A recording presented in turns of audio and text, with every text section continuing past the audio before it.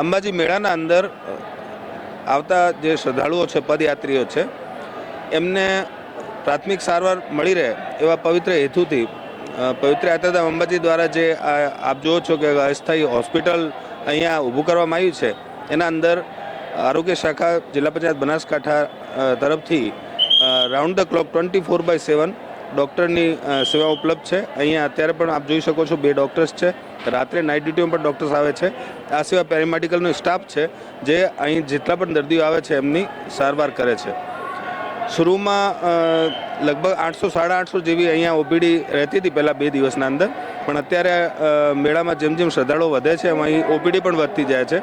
અત્યારે આપણે વાત કરીએ તો લગભગ 2000 ઉપર 2200, આ ગઈકાલ તો 2500 જેટલા દર્દીઓ અહીં સારવાર લીધી છે.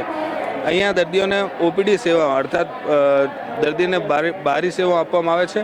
આ સિવાય દર્દીઓને થોડા ગંભીર હોય તો એમને અહીં દાખલ પણ કરવામાં આવે છે ટેમ્પરરીલી, અને દાખલ કરીને એને સારવાર આપવામાં આવે છે.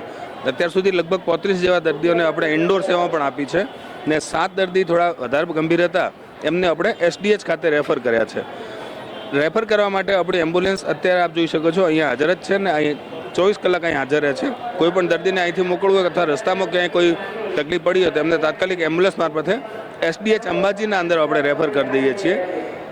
મેનલી જોવા જઈએ તો અહીંયા સામાન્ય કળતર તાવ સિવાય અમુકને ચક્કર થવું, બેભાન થઈ જવું, અમુકને ચેસ્ટમાં ઉપડવી, બ્લડ પ્રેશર ઉપર નીચે થઈ જવું, ખેંચ આવી જવી, આવા ટાઈપના દર્દીઓ આવે છે તો એમને તાત્કાલિક સારવાર આપવામાં આવે છે.